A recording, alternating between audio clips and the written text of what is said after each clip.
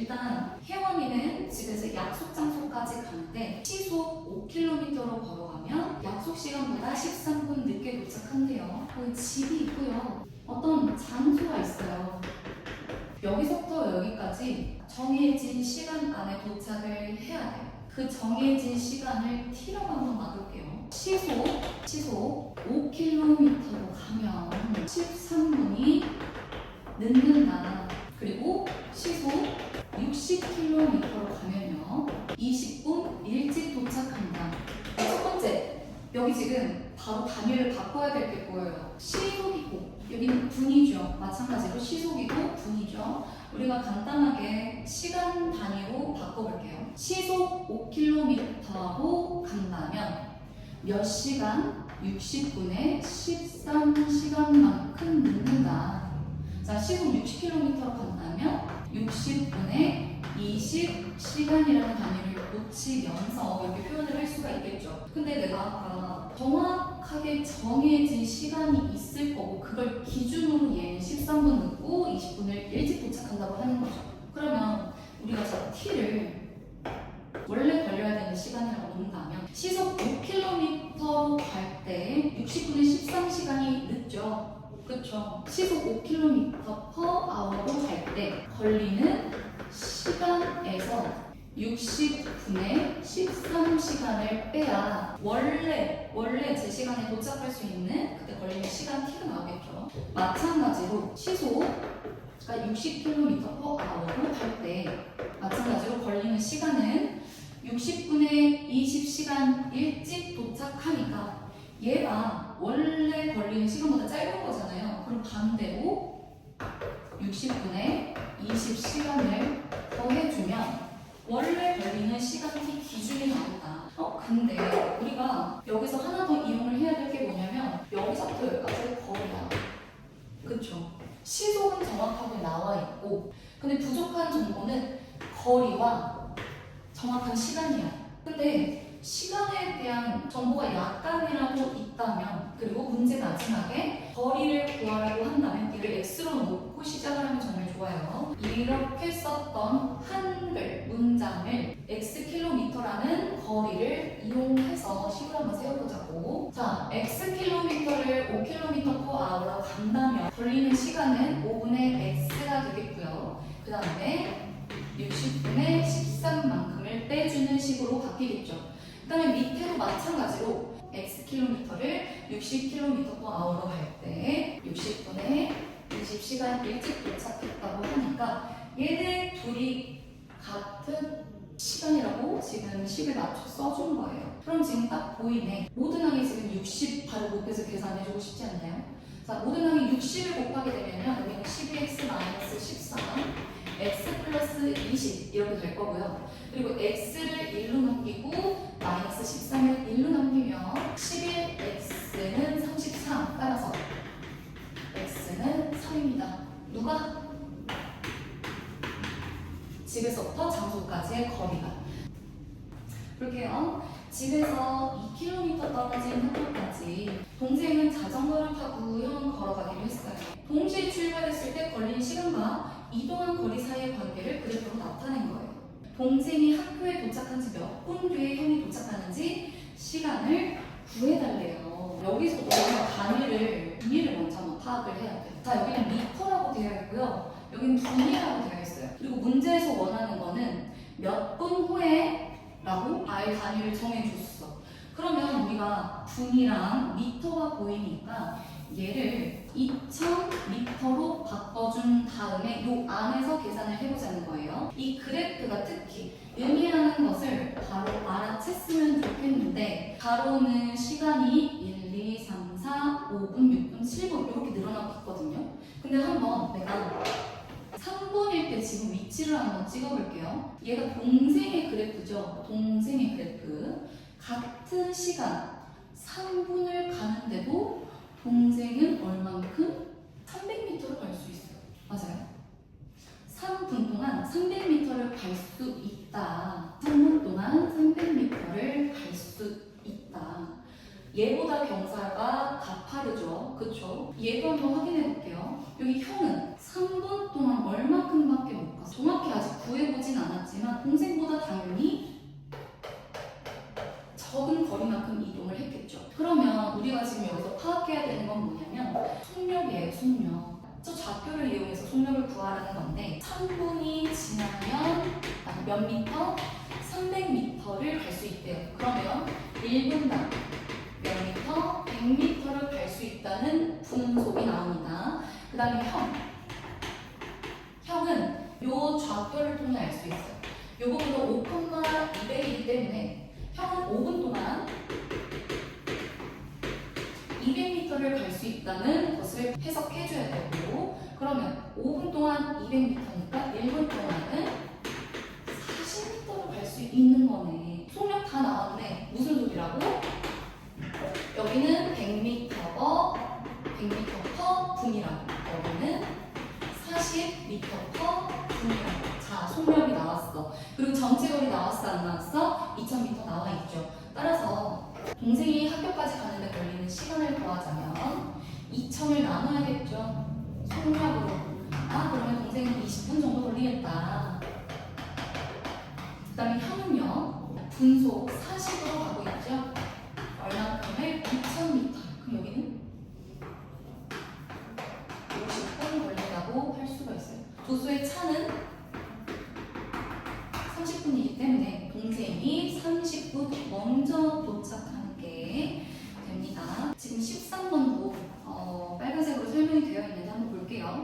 어떤 학교에 입학 시험에서 수험생의 평균 점수, 전체 학생의 평균 점수는요 72점입니다. 그 다음에 수험생의 25%가 바로 합격자. 전체 학생 중에 25%의 합격자의 평균은 커트라인보다 몇 점이 높아요? 11점이 높습니다. 그렇죠? 그 다음에 불합격자는 그럼 어떻게 될까요? 불합격자는 몇 퍼센트? 전체 학생의 75%겠네. 그렇죠? 얘네들의 평균은 커트라인보다 13점이 낮습니다. 커트라인을 구해주세요 라고 되어 있죠. 그럼 일단 여기서 나온 힌트가 뭐가 있냐면 전체 학생의 평균을 알려줬고요. 전체 학생 중 25%의 평균을 알려줬고요. 전체 학생 중 75%의 평균을 알려준 거예요. 그럼 얘네들은 어떻게 버무려서 어떻게 식을 세워야 되냐. 지금 보니까 무엇을 x라고 둬야 될지 한번 보이시나요? 전체 학생을 만약에 x명이라고 둔다면요. 모든 학생의 평균을 통해서 평균을 구하기 전 점수의 합을 한번 써볼게요. 원래는 70 곱하기 x 점수였겠네. 모든 학생들이 점수를 더하면 그 다음에 이 x의 25%잖아요. 4분의 1x만큼의 인원이 커트라인에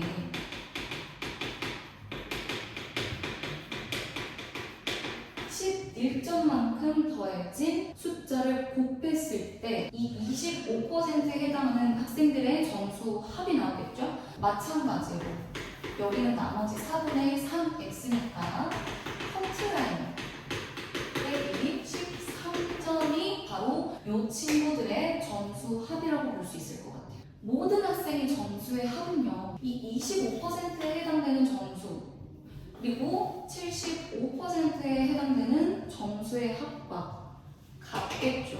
그렇지 않나요? 그럼 해볼게요. 72x 그러니까 모든 학생의 점수의 합은요 25%의 점수 네모로 한번 해볼게요. 이거랑 뭘 한다고 해야 돼? 4분의 3x 하고 네모 빼기 13 이렇게 해야겠죠. 등호를 가운데 끼고 모든 항이 x에 대한 식이라는 거야. 그쵸? 양변을 모든 항을 x로 나눠버리면요 사라지겠죠. 그러면 72라는 숫자가 어떻게 되냐 4분의 1 네모 플러스 11 플러스 4분의 3 네모 마이너스 14 이렇게 된단 말이에요.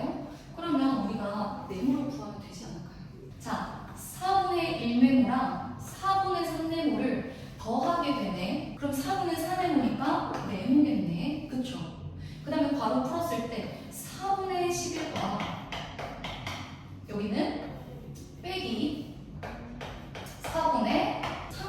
79가 보인단 말이에요. 그쵸? 이게 바로 72라는 얘기. 그러면 다음에 39랑 11의 차는 이렇게 되겠죠. 이거 뭐예요? 약분되는 정수꼴이 돼버려요. 배치. 그럼 이렇게 좌변, 우변 이렇게 보이시나요? 네모 구할 수 있겠죠. 네모는요 79입니다. 79점이 커트라인이 되겠습니다. 15번 문제요. 반비례 그래프. 이 반비례 그래프가 A는 2,14 1, 2, 3, 4, 5, 7, 14를 지나고 자, 반비례 그래프. 반비례 그래프에서 이 개념을 알고 있는지 기억을 해줬으면 좋겠어. 예를 들어서 피자 조각이 8조각 있을 때 한 명이서 먹으면 8조각 다 먹을 수 있죠. 두 명이서 먹으면 각각 4조각씩 먹을 수 있죠. 4명이서 먹으면 각각 2조각씩 먹을 수 있어. 8명이 있으면 각각 1조각씩 먹을 수 있어. 이게 뭘 의미하냐? 전체 양은 동일한데 얘가 x고 만약에 얘가 y라면 x와 y의 곱은 일정하다, 동일하다. 전체 양 8조각이 정해져 있기 때문에. 그렇죠? 그래서 따라서 지금 문제에서 y는 x분의 b라고 알려줬고 그리고 x의 범위는 0보다 큰 요 범위라고 지금 알려져 있는 거고요. 그랬을 때 양변에 x를 곱하면 얘도 마찬가지로 x, y는 상수 하나의 꼴이 나온다. 따라서 이 그래프가 기억이 난다면 이 개념이 기억이 난다면 2,14 보고 바로 공식을 도출할 수 있어야 돼. x 곱하기 y는 얼마예요? 28이죠. 그러면 y는 x분의 28이 되겠습니다. 이해되시나요? 바로 이렇게 식을 구할 수 있어. 근데 문제에서 또 뭘 얘기하고 있냐면 뭘 알려줬냐면 a,4를 지난데 여기 지금 이 단위로 2, 4, 6, 8, 10, 12, 14 a,4를 지난데 그러면은 지금 y가 4일 때 a가 얼마냐는 건데 대입해볼게요. y가 4일 때 x분의 28이 성립해야 되기 때문에 x는 얼마라는 얘기? 7이라는 얘기가 되겠습니다. 2, 4, 6, 8이니까 요 가운데 7,4가 되겠죠. 그럼 이렇게 지나가고 있겠네. 그리고 한 가지 더 알려주면 8, 10, 12, 14 x가 14일 때는 y가 거꾸로 2겠죠. 2,14 이 부분은 14, 2가 된다는 것을 바로 찾을 수 있어야겠어요. 아시겠죠? 그렇기 때문에 이렇게 쫙 이어주면요 이렇게 된단 말이에요. 이렇게. 근데 정비례 관계 그래프가 성분 A, B와 만나게 된대요. A는 얼마야? 2,14. 그 다음에 B는 얼마야? 7,4. 근데 여기 둘을 이렇게 이었대.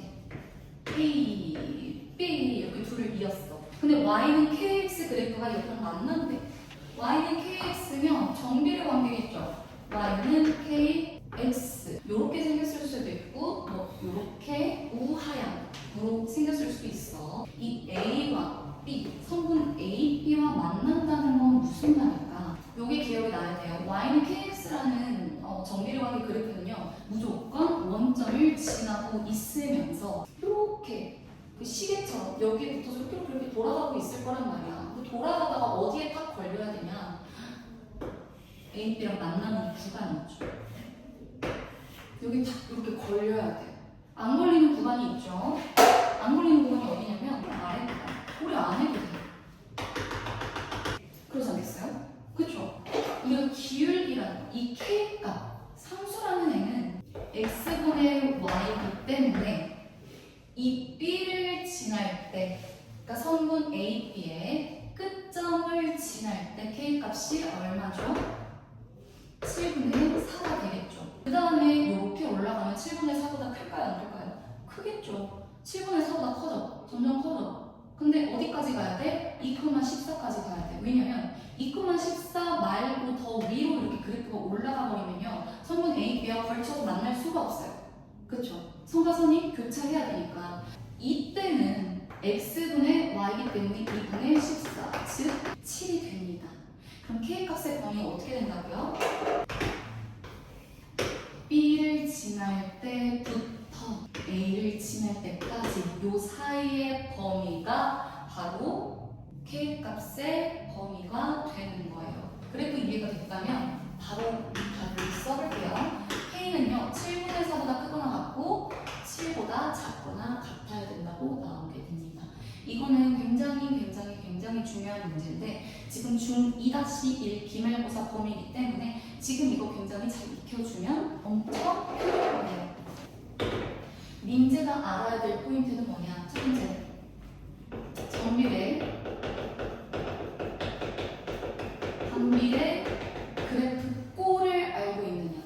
정비례는 y는 ax 꼴이에요. 꼴 형태. 반비례는 y는 x분의 상수 다른 a 꼴 이런 형태인지 알아야 되고 이 반비례 그래프의 특징들을 알아야 되겠죠. 정비례의 특징은 원점 5를 지나게 되고요. 절대값 a가 커질수록 이 기울기는 어떻게 돼요? 이 양수 부분일 때는 가팔라지죠. 위로. 음수 부분일 때는 아래로 가팔라지겠죠. 맞떨어지처럼.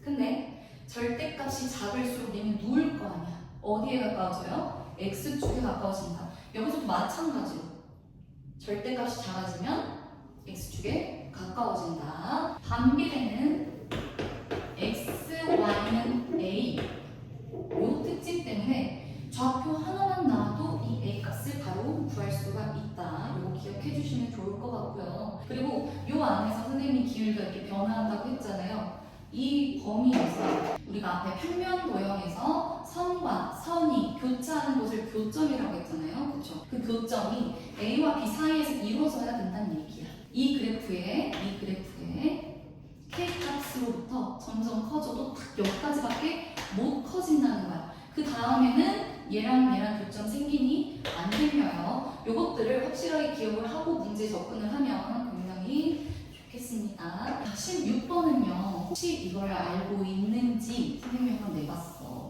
이 좌표가 보이고요. 지금 두 점 A, B까지의 거리의 합이 가장 작게 되는 X축 위의 점 P의 좌표를 구해달래요.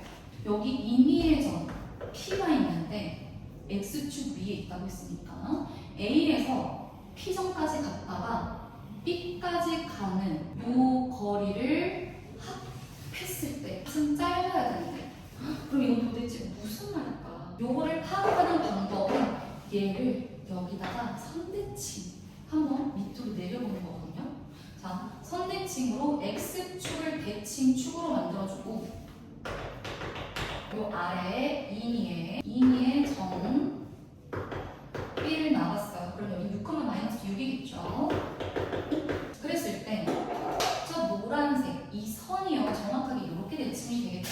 그치? 그러면 무슨 말이냐면 얘랑 얘 합은 얘랑 얘 합과 동일함을 알 수가 있어. 근데 이거 가장 짧은 거리는 뭐라고? 점과 점 사이의 가장 짧은 거리는 뭐라고? 직선으로 지나갈 때겠죠. 이렇게 돌아가는 거 허용돼 안 돼? 너무 길죠. 이렇게 꺾여 있으면 돼 안 돼? 안 돼. 이렇게 꺾여 있는 경우는 너무너무 돌아가는 길이야. 그래서 가장 짧은 거리를 구하려면 자, 이 점과 이 점을 정확하게 선분으로 이었을 때 그때 P 좌표를 찾으라는 얘기와 같겠습니다. 선생님은 이걸 이용하면 좋을 것 같아. 안 배운 개념이지만 이미 알고 있는 도형 파트거든요. 근데 있잖아. 여기서 봐봐. 이제 우리는 이 좌표를 그냥 길이로 볼 거야. 요 안에 있는 삼각형을 한번 파악을 해볼게. 이 삼각형은 지금 3, 여기가 6이니까 9예요. 그쵸? 그리고 여기는 지금 Y축과 여기까지의 선이 지금 얘랑 직교하고 있죠? 그랬을 때 얘가 아래로 6만큼 떨어졌으니까 9였고 이 가로는 뭐야? 여기는 6이죠. 그럼 봐봐. 이 삼각형의 비를 한번 봐볼게요. 9대 6이지. 여기의 값을 만약에 동그라미라고 하고 여기의 값을 만약에 x라고 하잖아요. 그럼 이 삼각형은 이 값과 이 값을 지니면서 세로와 가로가 9대 6이어야 돼. 근데 내가 P를 구하고 싶어서 여기 작은 직각 삼각형을 각도는 같지만 사이즈는 줄인 채로 만들어봤어. 10대 6이었어. 근데 여기 길이는 얼마야? 여기 길이. 여기 3이겠죠. 그럼 여기는 얼마일까? 하고 생각을 해보니까 얘가 9대 6과 동일한 b를 가져야 되기 때문에 9대 6은 3분의 x좌표. 근데 이겠네. p는 그래서 2,0이 되는 거야.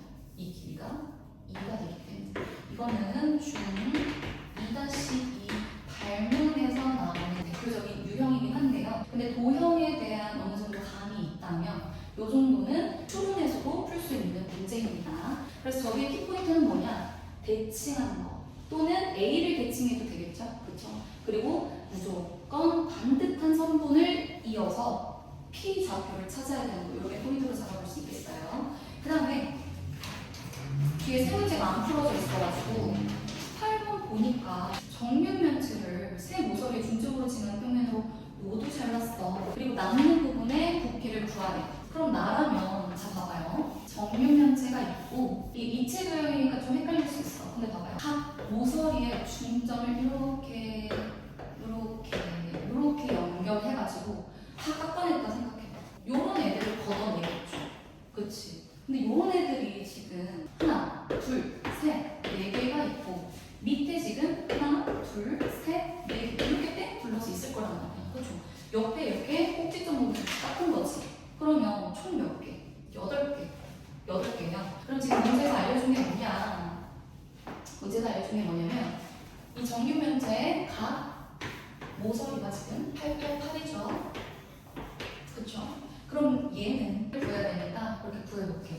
얘를 세워가지고 보고 여기가 다 수직관계잖아요. 수직관계. 그래서 높이는 뭐다? 4cm로 만드는 거지. 밑면의 각각 길이도 4cm, 4cm가 되는 거지. 왜냐면 여기도 4, 여기도 4, 여기도 4인 삼각뿔이니까 맞나요?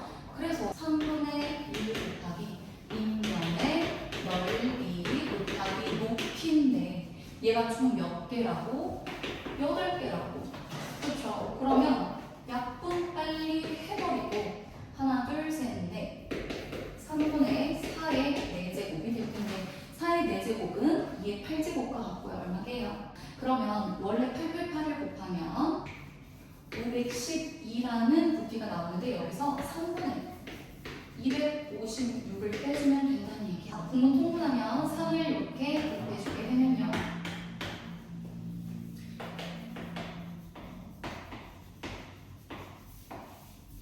이렇게 정리가 되겠고요. 3분의 1280이 되겠습니다. 이게 생각보다 간단한 문제예요. 이상한 도형의 부피를 구하라고 하면은 분명히 걷어내기 쉬운 도형으로 깎아줬을 거야. 그렇게 생각해 주시고요. 19번 해볼게요. 자, 옆면에 이렇게 다 있어. 요거 바로 직각삼각형임을 보여야 되고요. 요렇게 다 있어. 여기 직각삼각형이고요. 밑면에도 물이 이렇게 세 부분으로 기울여서 차 있을 때 밑면 여기 직각삼각형이라는 거를 바로 파악할 수 있어요. 그래서 내 부피는 뭐냐? 삼각뿔이겠죠? 밑면의 넓이가 일단 얼마죠? 여기 길이가 3고 여기 길이가 6이고 이 높이가 얼마? 3이기 때문에 지금 4 곱하기 6 곱하기 밑면의 넓이 삼각형이니까 2분의 1 그다음에 곱하기 높이 3 그 다음에 삼각뿔이기 때문에 3분의 1까지 마무리를 해주면요 이렇게 되죠. 얘는 부피가 12가 되겠습니다. 선생님이 이 그림을 조금 더 극단적으로 그렸어요. B라는 그림이 보니까 지금 이 부분을 그 다음에 이 면을 갖고 있고요. 저 뒤에 있는 이 삼각형 이 면을 갖고 있어. 그럼 혹시 보이니? 얘가 앞면에 있는 이 삼각형 뒷면에 있는 이 삼각형이 서로 평행하면서 똑같이 생겼어요. 그리고 얘네들의 관계가 수직 관계임을 알 수가 있어. 그럼 얘는 바로 요 면이 밑면인 삼각기둥이 되겠습니다. 이해되실까요? 이렇게 생긴 삼각기둥인 거죠. 이렇게 눕혀봤다. 이렇게 생긴 삼각기둥인 거예요. 이해돼요? 4고요. 여기가 3입니다. 극단적으로 그려서 좀 지저분해. 그럼 얘의 넓이는 어떻게 구하냐? 밑면의 넓이 여기죠? 이때 높이가 얼마라고? x라고 4 곱하기 x 삼각형이니까 2분의 1 그쵸? 그럼 밑면의 넓이 곱하기 보내주면 된다. 그럼 나 보내주면요. 2x3 해서 몇 x? 6x. 근데 둘의 무례항이 같다고 다르다고? 같다고. 그래서 x값은 2가 되겠습니다. 여기에 사각형 ABCD의 한 면의 길이가 2래. 2래. 한 면의 길이 2래. 그럼 뭘까, 얘들아? 재민아. 네 면의 길이가 같아. 한 면의 길이는 2야. 그쵸? 이걸 가지고 어떻게 활용을 할 수가 있을까? 좌표를 하나씩 찾아가 볼게요. 자, 하나를 지정해. 만약에 이 좌표를 내가 x값을 a라고 본다면 y값은 2a가 되겠지? 그쵸? 근데 여기서부터 여기까지 길이가 얼마야? 2죠? 그쵸? 근데 이 좌표를 구하려고 보니까 x값은 똑같이 이만큼 커졌어. 그치? 근데 y값 변해 안 변해? 안 변해. 이렇게 되겠지. 그쵸? 그 다음에 어디로 오냐? 요 좌표를 구해보는 거야. 요 좌표는 지금 x값이 요거야. a 플러스 2. 그치 않니? a 플러스 2지. 그치? 그럼 a 플러스 2가 x값일 때 여기다 대입하면 2분의 1 a 플러스 2 이렇게 생겼겠죠. 그러면 다 나왔어. 다 나왔어. 이 길이도 마찬가지로 너는 2라는 걸 알고 있고요. 여기에 y좌표와 여기에 y좌표의 차가 2라는 거를 파악을 해야 돼. 이 a에서 빼볼게요. 이 a 빼기 2분의 1 a 플러스 2는 2라고. 정사각형 한 면의 길이 2라고. 그러면 이제 모든 항에 2를 곱해서 간편하게 정수 꼴로 붙여서 이제 풀어볼게요. 이렇게 되겠고요. 바로 풀어주면 4a-a 마이너스 1은 4. 3a는 2항 해줘서 6a는 그래서 얼마? 2. 아, 여기는 2, 어쩌구나. 아, 그럼 여기는 2, 4구나 라고 할 수 있겠죠. 그래서 문제에서 지금 원하는 게 뭐냐면 점 D의 좌표를 구하라 그랬어. 그럼 이제 우리는 여기다 대입만 하면 돼. A가 2이기 때문에